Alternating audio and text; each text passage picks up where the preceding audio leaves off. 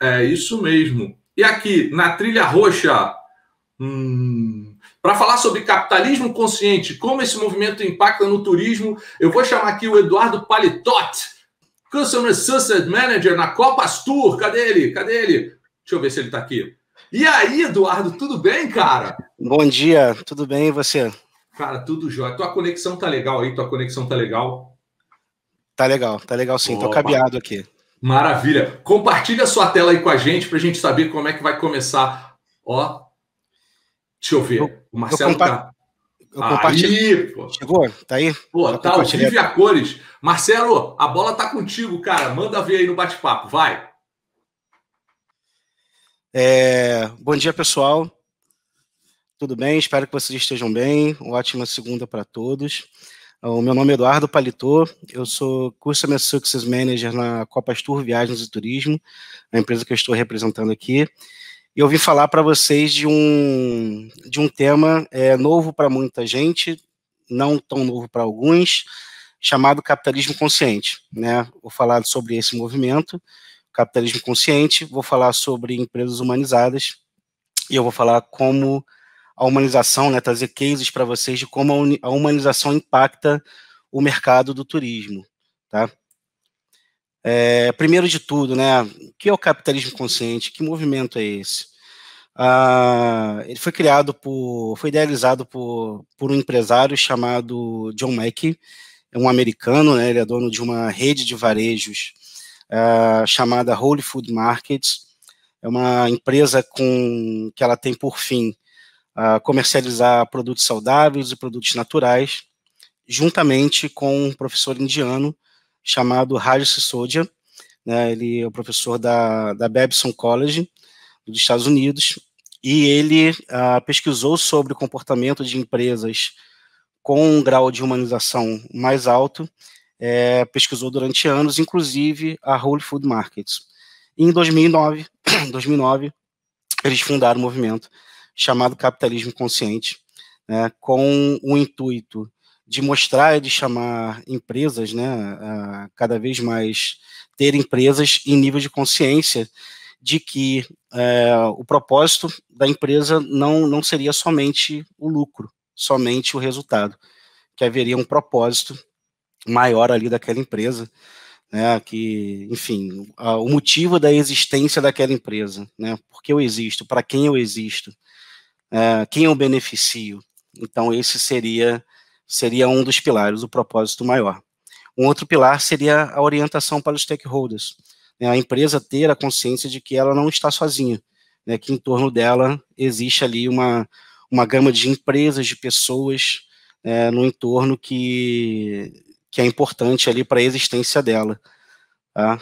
Ter uma cultura consciente, uma cultura forte, já uma cultura enraizada, uma cultura que possa ser seguida e admirada pelas pessoas, pelos colaboradores, pelos clientes, pelos fornecedores, e ter uma liderança consciente, uma liderança que realmente aplique essa cultura e que seja exemplo dessa cultura.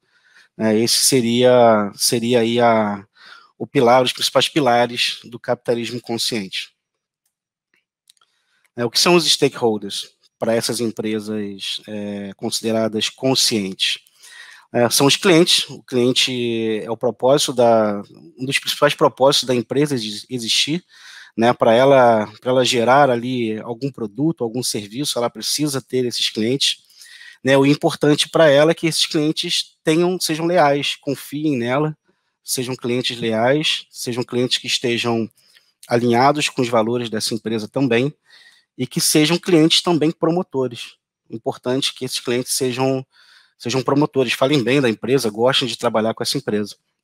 Ter colaboradores que também estejam alinhados com a visão da empresa e com o propósito da empresa, colaboradores que estejam orgulho, que tenham satisfação de trabalhar para essa empresa, que se sintam importantes, né? Esses colaboradores, eles ficam cada vez mais inovadores, colaborativos e produtivos. E isso traz um benefício muito grande para o negócio lá na frente.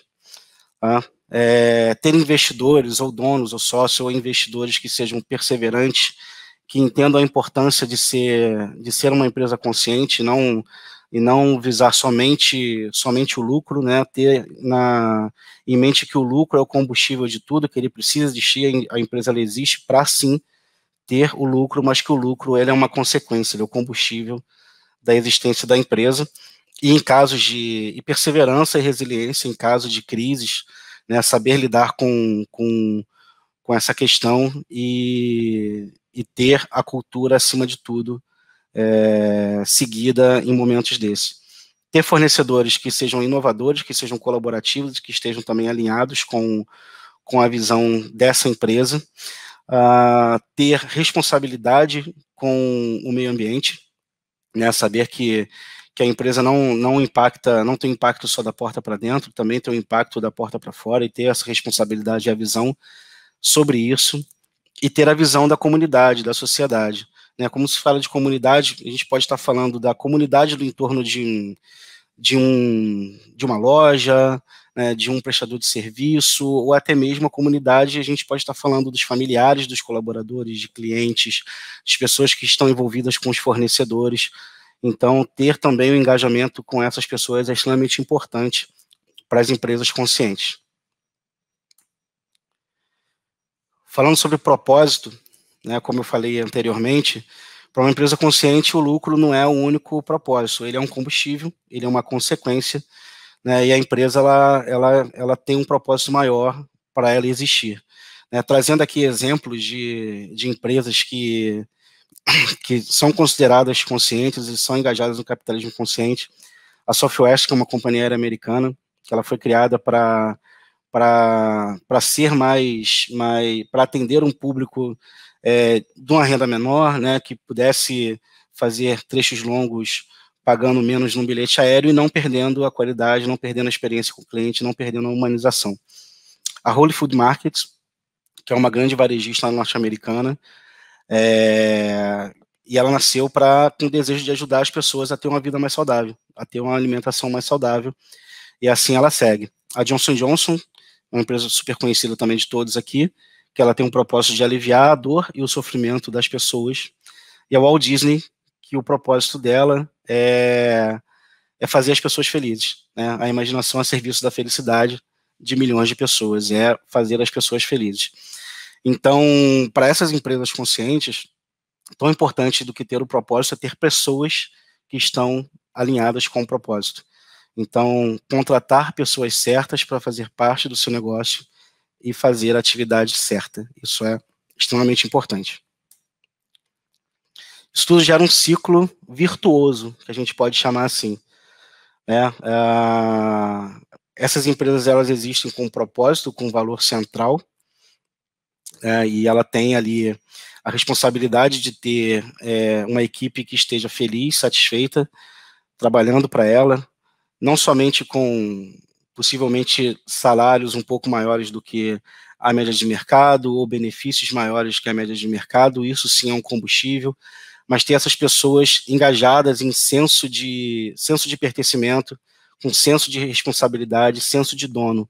Essas pessoas serem motivadas a doar também o seu trabalho em prol da empresa e em prol de si mesmo, né, com benefício também próprio, porque todos vão se beneficiar com isso. Então, você ter ali a maior satisfação das pessoas no trabalho, você tem, como eu já tinha dito antes, colaboradores mais motivados, você tem colaboradores que trazem inovação, que trazem ideias, que viram serviço, que podem virar uma nova tecnologia, que viram inovação, que se torna qualidade de produtos, nos serviços, que acontece o quê? Afetam os clientes ficam mais satisfeitos com a experiência, ficam mais comprometidos com a empresa, ficam mais leais com a empresa, se tornam clientes promotores.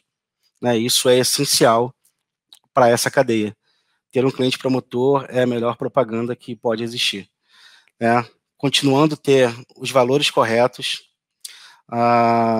isso trazendo fornecedores corretos, né? Fornecedores que estejam alinhados com os valores, né? Traz, consequentemente, aumento de vendas, né? Traz aí também, consequentemente, melhores resultados, melhor crescimento, né? Com melhor retorno, vira combustível. Isso é um círculo virtuoso de ser uma empresa consciente. Vira combustível, continua aplicando melhorias para as pessoas, melhoria para os clientes e assim por diante. Falando um pouco de empresas humanizadas, a Humanizadas ela foi também uma idealização do Hadi Sisodia, né? Ele criou esse instituto para empresas que já estivessem com um certo nível de humanização já ocorrendo, né? Já sendo medido. Um exemplo que eu posso dar para vocês, empresas já certificadas na GPTW, na Great Place to Work, que elas pudessem medir o seu nível realmente de humanização e ali trabalhassem pontos específicos para cada vez atingir melhorias.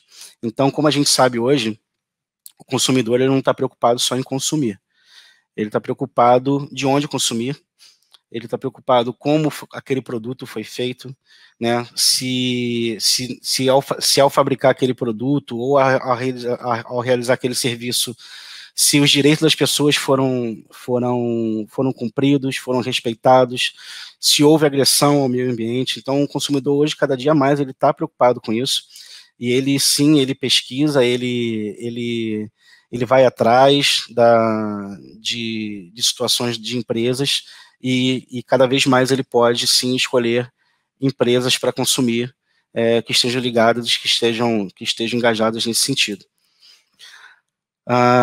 Empresas que estão ligadas aí, já certificadas como humanizadas, uma pesquisa feita pelo próprio Instituto, né, essas empresas têm um retorno financeiro melhor, superior a empresas, vamos chamar assim, de convencionais, entre aspas, né, com colaboradores mais felizes, mais engajados, mais produtivos, com clientes mais engajados também com a marca, e mais promotores.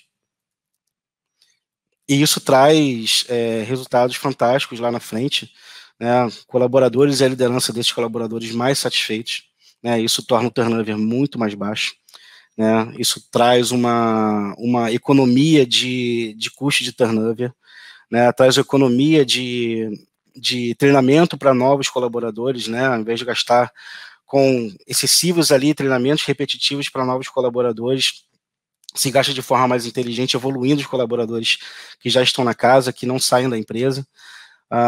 Existe um maior índice de solução de problemas com os clientes, porque esses colaboradores eles têm um nível de um senso melhor, né? Então eles vão atrás, eles evitam que problemas possam acontecer, e isso também traz economia. Problema com o cliente, ele gera custo, né? Isso traz economia também, traz resultado. Consumidores mais engajados com a marca, você ao invés de gastar rios de dinheiro com campanhas de venda para tentar atingir um público muito grande, você tem ali consumidores que fazem propaganda, que falam bem da sua empresa, né? Hoje a gente sabe que a rede social é poderosíssima, a gente sabe que existe um mercado também de blogueiros que são pagos, de celebridades que são pagas, mas existe também muita propaganda, e isso, muita propaganda, vamos dizer assim, espontânea dos clientes, né? Um cliente anônimo dá um arroba na sua empresa falando bem, né? Isso é propaganda. Você imagina um cliente desse, ele tem 2.000 seguidores, então tem ali uma gama de pessoas que estão vendo o que ele tá fazendo de propaganda de graça para você, simplesmente porque ele gosta de você, ele gosta do seu trabalho, ele é satisfeito com você, né? Traz um ROI maior, melhor, médio, margem líquida melhor, tudo isso é consequência dessas ações, né? Então, trouxe algumas empresas para vocês, a empresa que eu trabalho, a Copastura, ela é certificada tanto na GPTW quanto no Humanizadas. A Natura, a Reserva, a Magalu, Cacau Show, Localiza, são empresas que já estão nesse nível de humanização e, consequentemente, têm ótimos resultados.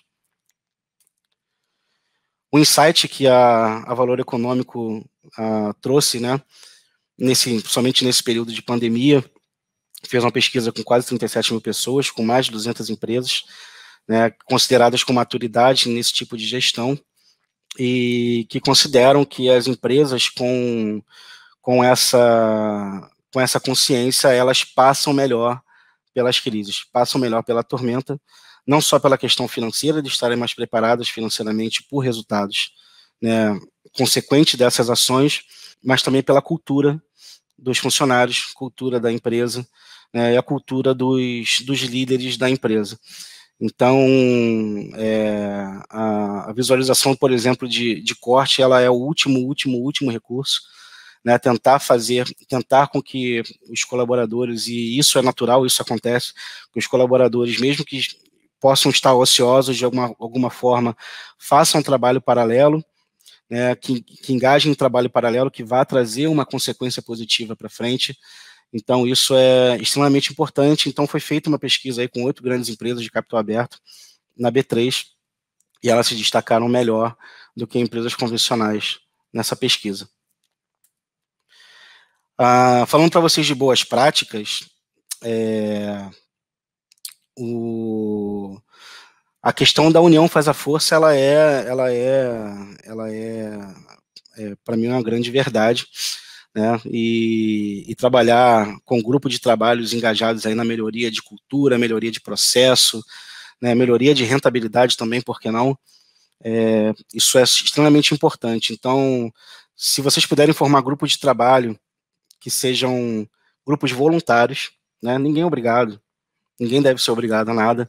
As pessoas, elas vão lá, elas vão se engajar pelo propósito da empresa, pelos valores alinhados, por vontade própria, por vontade de crescimento profissional, vontade de crescimento pessoal, por vontade de troca de experiência, elas vão acabar se engajando. Grupos voluntários extremamente importantes, sem hierarquia, com ideias que têm o mesmo peso, seja do jovem aprendiz ao CEO da empresa, que possa estar no mesmo grupo. As ideias, elas têm o mesmo peso, a fala tem o mesmo peso, a troca de informação, né, o trabalho, a soma das ideias, elas devem ter o mesmo peso, né, seja um gerente ou, enfim, alguém que esteja em linha de frente, não importa, tem que ter o mesmo peso, para todos sentirem pertencimento, terem um senso de que todos fazem a diferença ali juntos. Integrando áreas da empresa, a gente sabe que empresas até muito grandes, né, podem ter ali mini culturas, dependendo em cada área, né, a gente sabe que o profissional de tecnologia, ele tem um perfil um pouco diferente do profissional da área financeira, que tem um perfil diferente do profissional do RH, tem um perfil diferente do profissional da área comercial, do atendimento ao cliente, do marketing. Então, tudo isso, você juntando essas pessoas que têm visões diferentes, têm gostos até, enfim, um pouco diferentes e ideias diferentes, elas podem trazer para a mesa vários tipos de ideias, somando, pode dar um excelente caldo. Então, integrar áreas da empresa, fazer esses grupos com áreas diferentes, pessoas de áreas diferentes, é extremamente produtivo e importante. Ter um grupo que possa pegar todas essas ideias, organizar essas ideias, ver a viabilidade, né, se elas são aplicáveis, o que se precisa de, se elas podem ser aplicadas na íntegra, se elas precisam de uma revisão, né, se elas são aplicáveis financeiramente, o tempo que elas podem ser aplicadas, né, o que pode ser feito ali. A ideia desse grupo é juntar tudo isso, aproveitar e aplicar na empresa. Saúde e bem-estar, ter um grupo focal que seja ali também preocupado e até fiscal, né, das pessoas dentro da empresa, para que as pessoas possam ter uma vida saudável tanto dentro da empresa quanto fora da empresa, né, e ali são discutidos, podem aparecer melhorias em benefícios ou até troca de benefícios, ou uma nova atividade que ajude na saúde e bem-estar das pessoas dentro da empresa, e essas ideias, elas aparecem, elas acontecem, elas funcionam. Customer Experience, extremamente importante saber ouvir o cliente, né? Dar voz ao cliente, entender o que ele está falando, dar a atenção que ele precisa, saber ouvi-lo, responder à altura o que a expectativa dele, né? E transformar tudo que o cliente fala, seja um grande elogio, seja uma sugestão, seja uma crítica, transformar em coisas boas, transformar em novas experiências, transformar em ações e também retornar para o cliente. Imagina o cliente te dar uma sugestão, e aquela sugestão ela vira um produto, ela vira uma área, ela vira um departamento, o que seja, né? E o cliente saber, olha, muito obrigado, a tua sugestão ela virou um produto. Muito obrigado por ter feito isso por mim, por você, né? Então todos ganham com isso. E ter uma área especializada, né, pessoas especializadas nisso é extremamente importante para a empresa, porque cada vez mais, né, a tecnologia está aí para auxiliar a gente em tudo, mas a experiência com o ser humano, a experiência do cliente, ela continua muito importante, extremamente importante. Sustentabilidade, saber que a empresa ela tem a responsabilidade de ter boas ações, não só dentro de casa, mas fora de casa, e ter pessoas que possam cuidar dessa pauta. E também a diversidade. Pessoas que possam também cuidar dessa pauta, de ter a certeza que todas as pessoas que estão trabalhando dentro da empresa, independente de raça, credo, orientação sexual, gênero, que todas tenham a mesma voz, o mesmo peso, as mesmas oportunidades, que não exista nenhuma diferença entre isso, que não seja nenhum problema ter pessoas diversas, enfim, a diversidade ela soma, ela só ajuda.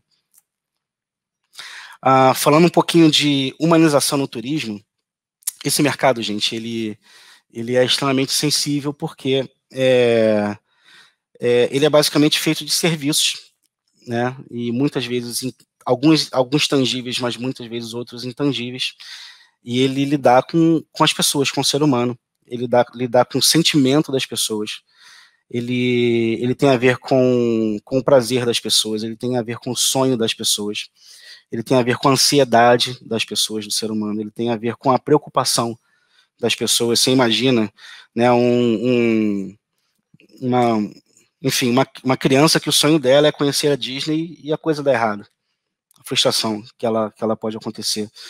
Ou um executivo que precisa, né, fechar um negócio grande para a sua companhia e teve problema no voo, perdeu o horário, ficou uma imagem ruim, né? Então, existem diversas preocupações das pessoas que estão utilizando esse serviço. Então, o que eu trouxe para vocês hoje foram 2 cases que aconteceu na nossa empresa durante a pandemia, mais para o início da pandemia, onde tudo estava muito incerto, tudo estava muito estressante, ainda tem as preocupações, mas aquela época estava muito pior, né? E a humanização nesses 2 cases ela foi um diferencial enorme, né? O primeiro tem a ver com resgate de petroleiros de um cliente nosso, 50 pessoas em Trinidad e Tobago, já há 3 semanas fazendo o seu trabalho, há 1 semana de voltar para casa, né, a fronteira fecha. Então não entra, não pousa mais, decola nem avião, não entra mais navio no porto, e como é que essas pessoas voltam para suas famílias? Como elas voltam para casa? Então, eis o problema, né? Foi tentado diversas tentativas de companhia aérea comercial, da tripulação navegar para um outro país, tentativa de navegação da plataforma para outro país, mas não foi possível. Então começou ali uma operação de resgate com um fretamento especial, né, que necessitava de várias documentações, várias aprovações do governo de Trinidad e Tobago, e não foi fácil, né? E além disso, esses brasileiros que precisavam voltar para casa precisavam ser substituídos. E ali só norte-americanos e canadenses poderiam entrar naquele lugar, nesses postos de trabalho naquele momento. Então também teve todo o trâmite dessa empresa, contratar americanos e canadenses, e o trabalho da agência junto com a companhia aérea que estava engajada, colaborando, preocupado com essas pessoas para buscar a solução, né, até o momento que o fretamento ele pôde acontecer. Ele aconteceu 1 mês depois, mas nesse mês depois os aumentos de casos de Covid já tinham aumentado, já tinha acontecido falecimento na família dessas pessoas desesperadas, sem poder voltar para casa, sem poder enterrar um parente, gente.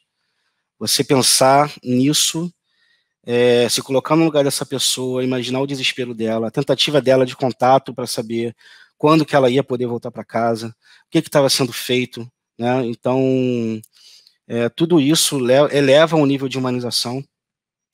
E principalmente tive aqui relatos da nossa funcionária que ficou mais ativamente à frente desse caso, com toda uma rede de apoio que estava ali pensando nas pessoas, pensando no cliente, seja dela, equipe comercial, a equipe de gestão dela, presidência da empresa, falando com as pessoas-chave da companhia aérea, para que isso tudo pudesse acontecer. Então, e depois desse voo pousar aqui no Brasil, essa funcionária até comemorou com a família dela, com o jantar, recebeu inúmeras mensagens de agradecimento dos tripulantes, e isso, gente, não tem preço, de verdade.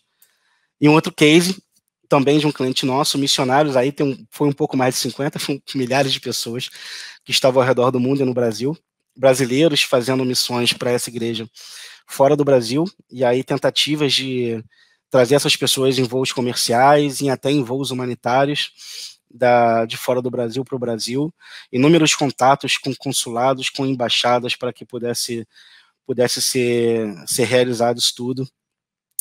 Um trabalho ativo junto com o cliente confiando muito no trabalho, né, o contato aberto para a família dessas pessoas, para essas pessoas saberem o que estava acontecendo, saber como que estava sendo desenrolado esse caso, quando que o seu ente querido poderia estar em casa. Isso também é humanização, gente, não fechar o canal, não fechar a porta, ouvir as pessoas, mesmo que não tenha uma solução ali de imediato, mas que possa dar ali uma palavra de que a coisa vai acontecer, de que a coisa vai dar certo, para diminuir ali os anseios, diminuir a ansiedade das pessoas, né? E a satisfação, né, de quando tudo isso aconteceu.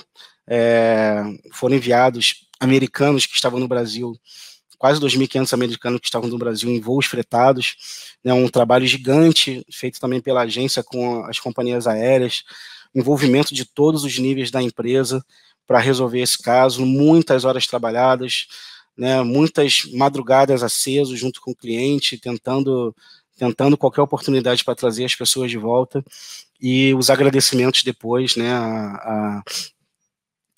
todos os feedbacks, né, positivos de agradecimento dessas pessoas poderem voltar para suas famílias, cuidar das suas pessoas.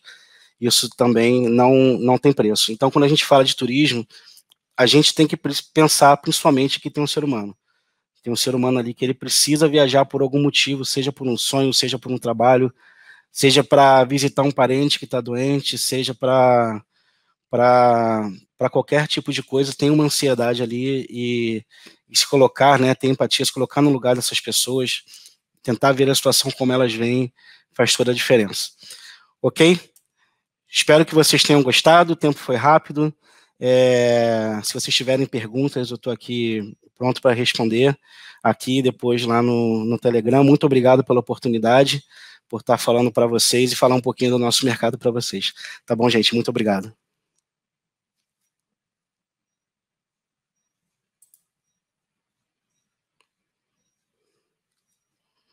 Eduardo, você não estava me ouvindo, agora está mudo, agora você está me ouvindo. Eduardo, seguinte, gostei muito do bate-papo. Uma das coisas que eu estava ouvindo você falar e me veio à cabeça é que tudo isso estruturado está ligado ao propósito, né? É interessante que o propósito tem sido cada vez mais colocado em voga, né, nas empresas, né? A gente vai mudar, a gente vai deixar de ter missão, visão e valores e vai começar a trabalhar com propósito. Mas o grande questionamento que eu sempre me faço, e eu vou te falar que eu tenho inclusive uma palestra que fala sobre isso, é que por mais que nós tentemos desenvolver um propósito na empresa, e o RH tem papel fundamental nisso, muitas vezes o ser humano, aquele ser humano que a empresa está propondo um propósito, ele não tem o próprio propósito de existência de vida, né? Eu acho que isso que acaba atrapalhando um pouco as empresas a implementarem propósitos empresariais mais capazes de efetivamente de engajar as pessoas e de reunir as pessoas em volta deles. Você concorda comigo, não? Concordo, e a questão de achar essas pessoas para fazer parte da equipe, né, a entrada dessas pessoas, a escolha dessas pessoas, ela é extremamente importante, porque pessoas que estejam alinhadas, né, que elas possam estudar também a empresa para saber se elas estão alinhadas à empresa antes de participar de um processo seletivo, né, e isso é extremamente importante, conseguir as pessoas, trazer as pessoas certas para fazer o trabalho certo que elas precisam, e o propósito ele precisa ser genuíno, né, não pode estar só no papel, ele tem que ser genuíno tanto para a empresa quanto para as pessoas. Então, mas eu acho que é aí que é a grande sacada, eu acho que é aí que existe um grande gap, né? Nós termos aí um propósito empresarial, né? O propósito empresarial é muito bem construído às vezes, mas você não conseguir pessoas porque as próprias pessoas não têm propósito, né? Quando a pessoa não tem um propósito, como é que ela vai alinhar o propósito dela ao propósito de uma empresa se nem ela tem esse propósito bem desenvolvido para ela, né? É legal quando você, por exemplo, você deu o exemplo do Whole Foods, cara, que é sensacional. Quem não teve oportunidade, estiver nos Estados Unidos, não deixa de ir até lá, é um lugar maravilhoso, você encontra comida de altíssima qualidade, não aquela comida enlatada, aquela comida que o americano está acostumado, né? Mas uma comida feita por princípios orgânicos, sem corantes, enfim, é um supermercado gigantesco, mas o propósito empresarial tornou aquilo possível, né? E você percebe que as pessoas trabalhando nela também adquiriram propósitos individuais, ou seja, tinham propósitos individuais que foram possíveis serem alinhados com esse propósito individual, com esse propósito empresarial. Eu achei bem legal, bem legal essa abordagem que você colocou. Mas eu acho que é um grande desafio encontrar pessoas com um propósito individual. Eduardo, muito obrigado, cara. Foi um prazer conversar com você aqui. A gente tem aqui...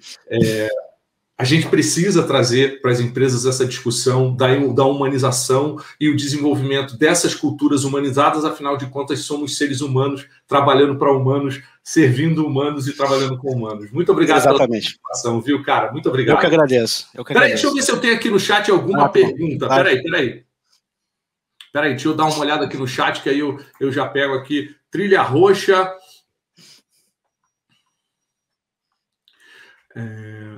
Existe algum projeto que desenvolva e que estimule o propósito individual nas pessoas na Copastur? E aí, tá contigo a bola, cara. Fala aí. Existe sim principalmente a questão dos grupos focais. Ela provoca a questão do propósito nas pessoas. Então não à toa as pessoas se encaixam nesses grupos focais com que elas mais se identificam. E ali elas fazem um trabalho excelente, porque elas estão engajadas naquelas pastas, né, naqueles tópicos, e elas trazem ideias excelentes, e como é que eu posso dizer? Elas evoluem trabalhando naquela pasta, naquele tópico, evoluem as pessoas que estão trabalhando junto com elas e ajudam todas as outras pessoas na evolução também. Então, isso é bem bacana. As pessoas se encaixam. Elas têm os propósitos, elas são provocadas a elevar esse propósito delas, e elas vão se encaixando ali naqueles grupos focais, né? Isso vai somando em tudo, vai fazer uma grande cadeia. Muito legal. Esse foi o Eduardo. Eduardo, você quer fazer mais alguma coisa? Quer alguma outra observação que você queira fazer? Não, só agradecer o espaço. Muito obrigado, gente. Um ótimo evento para todo mundo e ótima semana.